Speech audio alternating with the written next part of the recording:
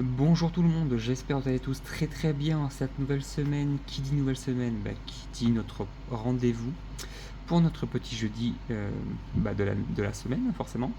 Donc pour ce petit jeudi, je vous ai concocté une comparaison au 1,43. C'est sa première fois que je fais ce format.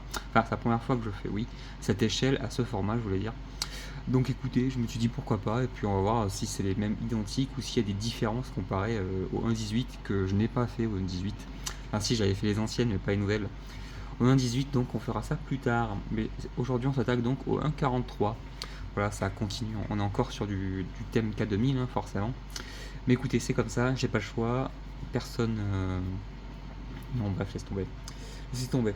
Bref, exactement nous sommes le mercredi 1er juillet, il est 10h10 du matin. Donc si en fond vous entendez... Attendez, excusez-moi. Oui, pardon. Si vous entendez en fond, c'est totalement normal. Hein. C'est la climatisation, vu comme il fait 500 millions de degrés dans ce pays. Attendez, juste un truc. Non, c'est rien, c'est juste l'humidité. Enfin, c'est juste de l'eau. S'il y avait de l'eau, juste là, c'est pour ça. Donc je disais, oui, comme il fait ultra chaud, donc le bruit que vous entendez en arrière-plan, c'est la climatisation. Actuellement 27 degrés dans la pièce, je ne mens pas, voilà, c'est super, on adore, même avec une climatisation ça ne marche pas, en même temps c'est une climatisation de pauvres.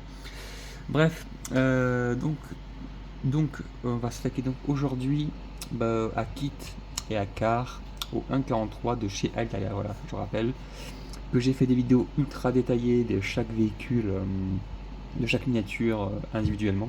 Et là, on va comparer les deux côte à côte pour voir ce que ça donne. Si c'est les mêmes voitures ou pas, enfin la même miniature ou pas. Et au premier regard, oui et non, j'ai l'impression. Déjà, la face avant. On va passer les deux comme ceci. Voilà, alors déjà la face avant. Alors, ils n'ont pas fait le détail parce que Kit, normalement, je le rappelle, hein, normalement Kit a des barres cachées, enfin les feux, les anti-brouillards dessous sont cachés. Et ils l'ont pas fait. Car lui normalement il a pas de croix anti-brouillard, il n'y en a que deux. Donc déjà la face avant, le bouclier avant c'est exactement le même, hormis le scanner forcément. Hein. Alors chaque fois je me répète mais je suis obligé de le faire pour ceux qui ne connaissent pas. Pour ceux qui ne connaissent pas la série, à la base Car il est exactement comme Kit. C'est dans la saison 3, à un moment, dans un épisode, je ne vais pas vous spoil, dans la saison 3, à un moment, il y a quelqu'un qui trouve la voiture et vu comment elle a passé plusieurs années sous le sable, son scanner a jauni entre guillemets, du coup il est devenu orange. Voilà, c'est tout simplement pourquoi il est devenu orange. Parce que faut le rappeler, hein, Car reste l'évolution de Kit, enfin la base de Kit, mais Kit il évolue dans la série, alors que Car lui il reste, vu qu'il n'a aucune amélioration, mais il reste basique comparé à Kit. Voilà. Déjà, à première vue, c'est le même. Le capot, forcément le capot c'est la même voiture, donc je ne vois pas de différence distincte. Voilà, on a la bosse sur le capot, forcément.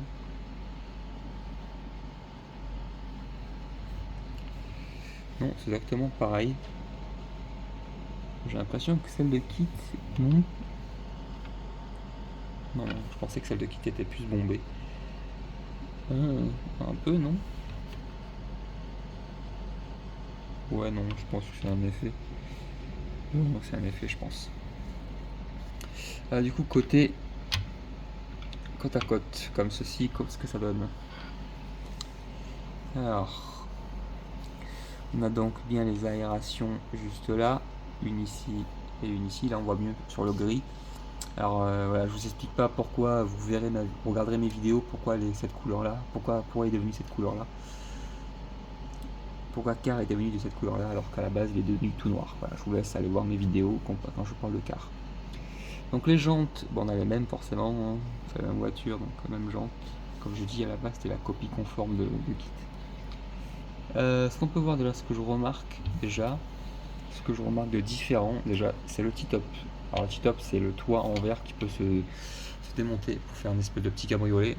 Comme on peut voir, Kit a les encadrements noirs, voilà, les bordures noires, alors que Car, lui, c'est carrément tout vitré. Alors est-ce que c'est un oubli de Altaïa ou est-ce que car est comme ça, je ne sais pas, mais en tout cas, on peut voir que c'est pas pareil. C'est beaucoup plus vitré que Kicked, déjà. Le tableau de bord, est-ce que c'est le même? Je sais au 1.18 c'est pas le même. Alors lui il est comme ceci. Ok. Le tableau de bord c'est le même, le dessus du moins. Parce que comme je disais, la Hot Tools Elite en 18 c'est pas pareil, c'est pas les mêmes. C'est pas les mêmes. C'est pas la même finition de dessus, c'est pour ça. L'intérieur, bah forcément, vu comme c'est pas des miniatures ultra chères, donc il n'y a rien de détaillé, hein. Il n'y a pas de. Le tableau de bord est tout noir malheureusement. Alors ça existe, hein, un 43 très détaillé, et notamment Hot Tools Elite qui a fait un 43 ultra détaillé. Il y en a une autre marque aussi, Sky quelque chose, c'est une marque japonaise ou chinoise, je sais plus, qui a fait vraiment une très belle réplique aussi en 43, plus belle d'ailleurs que j'ai l'impression que les versions Hot Tools Elite dans le 43, mais je peux me tromper. Non, vous voyez, c'est exactement pareil, hein, il n'y a pas de. Il n'y a pas de. Ouais, non. Il n'y a pas de différence majeure dans les deux voitures. Les sièges, c'est les mêmes forcément. Les accoutoirs, c'est les mêmes. Le de vitesse, c'est le même. D'ailleurs, en parlant de vitesse, enfin rien à voir avec de vitesse, mais rappelez-vous, dans la vidéo précédente, donc la vidéo de la semaine dernière, j'ai fait l'assise, donc l'assise de kit, là, un huitième. En fait, les vis, les 5 vis, bah, elles sont foirées. En gros, là où on met les vis, bah, en gros, quand je les ai vissées, bah, la pièce elle avait des défauts. Donc 5 vis sur 6, les picots ils ont cassé. Enfin, pas cassé, ils se sont fissurés, c'est pour ça qu'elles ne vissent pas. Donc logiquement, quand vous verrez cette vidéo, ça sera remplacé parce que j'ai fait une demande auprès de Altaïa pour changer la pièce. Voilà. Bon, le côté, forcément, là c'est le même. Hein. Forcément, il n'y a rien qui change. Hein. Ça restera le même côté passager, côté conducteur. C'est surtout côté arrière aussi, ça change pas mal. Notamment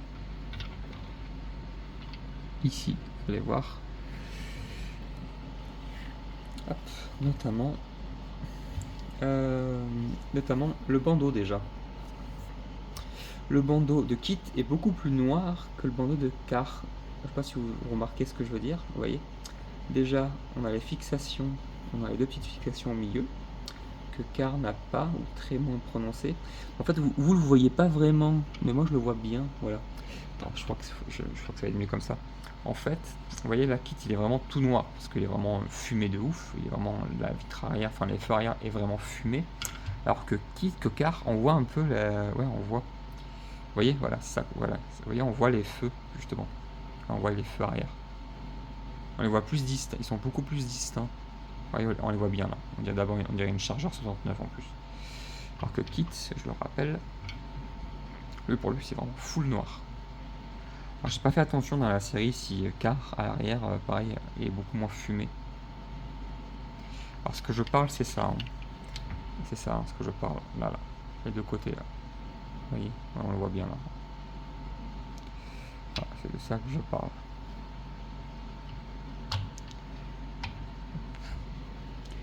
Les rétros, est-ce que c'est les mêmes? Oula.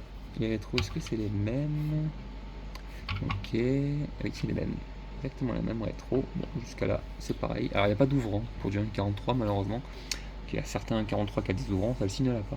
Ni les T-top ne s'ouvrent pas. Enfin, ouais, se déplie pas. C'est dommage, mais bon. Alors, le coffre arrière, est-ce que c'est le même? Parce que je découvre en même temps que vous, hein. J'ai pas fait les comparaisons. Moi, quand je fais les vidéos comparaison, je les découvre en même temps que vous. Écoutez, ça a l'air d'être les mêmes. Hein. Peut-être pas, parce que j'ai l'impression. Est-ce que c'est un défaut? Parce que j'ai l'impression qu'il y a un petit point en plus dans la malle, juste ici. Et je pense que c'est peut-être un défaut de moulage, je ne sais pas. Ouais, je ne sais pas. Est-ce qu'il y a une vis qui va dessous? Non. Il n'y a pas de vis qui va à cet endroit-là. Je ne sais pas. Le siège arrière sont comme ça pour kit. Et pour car, ouais, bah, c'est pareil. Ça ne change pas sur ce côté-là. Les rangements, bon, ils n'ont pas détaillé, mais normalement il y a des rangements sur ce côté-là. Et sur ce côté-là, il y a des petits rangements, mais ils les ont pas détaillés malheureusement. Bien évidemment, ce qui change par rapport à, comment on appelle ça, par rapport à kit et à car, bah forcément, qu'est-ce qui change des voitures? Bah, c'est la plaque d'immatriculation, forcément. Là, on peut voir.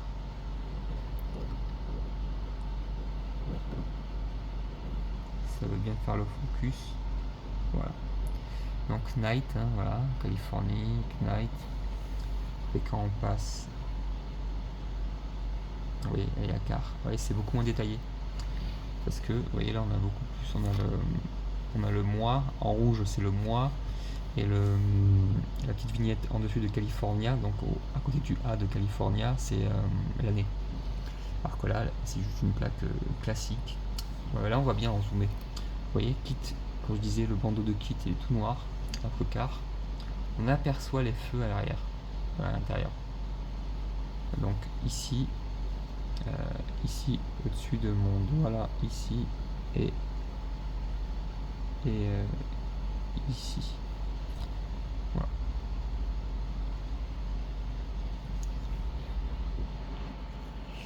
Est-ce que on a les mêmes ailerons? Bah oui, forcément, c'est la voiture, donc oui. Voilà. Alors pour ceux qui savent pas, c'est vrai que je l'ai pas précisé parce qu'il y en a qui... Merde, excusez-moi.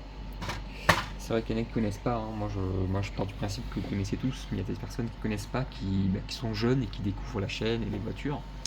Ah, donc pour ceux qui connaissent pas, ah bon, ça m'emmerde ça. Pour ceux qui connaissent pas, le modèle de la voiture, c'est une Pontiac Trans Am Firebird de 1982. Voilà, ils ont utilisé ça, cette voiture. D'ailleurs, je l'ai jamais. Enfin, je pense que tout le monde connaît l'anecdote pourquoi ils ont utilisé ces voitures-là dans la série. Mais bon, pour ceux qui savent pas, je vais quand même vous le dire. Un petit défaut de roue là. Non. Pour ceux qui connaissent pas l'anecdote, en gros, je crois que c'est en 82 quoi, quand les voitures vont être livrées dans les concessions Pontiac. Alors je sais pas si ça se fait encore de nos jours, parce que ça fait longtemps que j'en ai pas vu. En même temps je sors jamais de chez moi donc c'est logique, mais puis j'ai pas de voie ferrée, peut-être chez moi. Mais je sais pas si ça se fait encore, les transports de véhicules neufs par train de marchandises, je sais pas si ça se fait encore.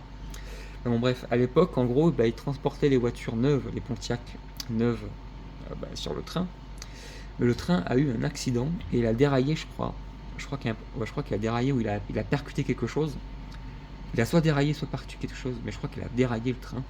Du coup, les wagons qui contenaient les Pontiac, enfin du coup les plateaux quoi, les grosses remorques, enfin les gros wagons à remorque là, enfin pour poser les voitures une derrière l'autre et dessus là, en gros, elles sont toutes tombées. Et du coup, elles étaient abîmées. Et du coup, la production, donc, je crois que c'est Universal. Alors je sais pas si Universal a récupéré les droits ou ça a toujours été Universal qui a fait la série. Bon bref, on va penser du principe que c'est Universal. Du coup, le studio qui s'occupait de la série cherchait une voiture et du coup, ils ont appris cet accident et comme ça coûtait ultra cher de réparer toutes les voitures, vu comme ça coûtait cher à General Motors, ils se sont dit, au lieu de les réparer, on va les jeter à la casse parce qu'elles étaient pratiquement toutes abîmées. Du coup, la production a racheté pour une bouchée de pain, je sais plus combien de voitures il y avait, il y en avait beaucoup. Je crois qu'il y en avait une trentaine de voitures, ou un peu plus peut-être. Et du coup, voilà. Du coup, c'est comme ça que ils ont choisi la Pontiac. Et la Pontiac, de mémoire, hein. Alors, je vais peut-être dire une bêtise. Donc, si je dis une bêtise, je m'en excuse. J'en dis sûrement plein de bêtises et je m'en excuse. Mais de mémoire, c'est pas Georges Barris qui s'est occupé du design de kit. Je crois que si. Hein. Je crois que si. Je suis pas sûr, mais je crois que si. Si c'est lui, voilà, c'est lui qui a designé kit de mémoire, je ne suis plus sûr. Le dessous de la voiture, du coup. Donc, voilà ce que ça donne. Donc, on l'avait déjà vu, mais je regarde juste la comparaison. Donc, Pontiac 83. On va juste faire ça, vous allez voir, pour pas abîmer les voitures. On prend un petit gant de toilette, voilà. On met le gant ici. Voilà, pour que je puisse hop, voilà, pour que je puisse les mettre comme ça et pouvoir bien regarder les voitures en détail. Donc je disais, ok, l'échappement, les roues, les descriptions forcément, et donc c'est exactement pareil, même le dessous. Ouais, non, c'est exactement pareil. Ils sont pas fait chier à récupérer. Ils sont pas fait chier à récupérer un dessous de chaque voiture. Parce que je sais que la 1.18 pareil c'est différent. Ils sont jusqu'au détail. Là, ils l'ont pas fait. Hop. Alors forcément, je ne vais pas parler des specs des véhicules. Si vous voulez voir les specs, je vous invite à aller voir les 2 vidéos que j'ai fait de présentation individuelle des 2 voitures. Comme ça, moi, vous verrez ça en détail. Les specs, alors les specs, je parle du moteur en fait, le moteur des gadgets et compagnie. Donc n'hésitez pas à aller voir ça. Si ça vous arrange et si vous avez envie de voir ça.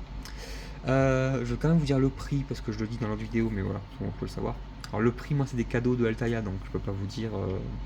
C'est des cadeaux dans la collection de construction de K2000. Donc je peux pas vous dire les prix, mais je sais que les gens ils les vendent en général aux alentours de 15 à 30 euros. Moi ce que je vous conseille, c'est de partir sur les no-rêves, pareil au 1.43. Par contre, quitte aura le scanner orange parce que comme ils n'ont pas la vraie licence, et puis ils n'ont pas, il y a celle de chez no-rêve, il n'y a pas les plaques d'immatriculation. Donc je vous conseille de partir dessus parce que c'est du 12 euros. Après vous avez entre 100 et 150, vous avez la Auto Elite. Puis je crois, et pour le même prix vous avez donc la Sky.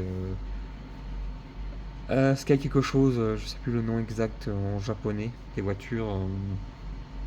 Au 1.43, quand vous tapez K2000 1.43e sur eBay ou Vinted ou autre, vous tomberez forcément sur des gens qui vendent de ces voitures là. Voilà. Donc moi je vais arrêter là pour cette vidéo de comparaison au 1.18, au 1.43. Voilà, petit format assez sympathique, donc pourquoi pas. Donc voilà, je voulais un peu changer. Et puis je suis un peu obligé de tirer sur la corde, comme on dit, j'ai pas le choix. Donc voilà. Donc je m'arrête là pour cette vidéo. Donc si la vidéo vous a plu, n'hésitez pas à le faire savoir en laissant un pouce bleu, à vous abonnant à la chaîne, en commentant la vidéo, en activant la cloche de notification, voilà, la propagande YouTube pour me faire progresser sur YouTube. Et ça m'aiderait bien, voilà. Quand on n'a pas le moral, ça aide. Voilà. Donc je vous fais de gros bisous, je m'arrête ici. Et puis je vous dis à la semaine prochaine pour de nouvelles vidéos. Allez, bisous tout le monde, ciao.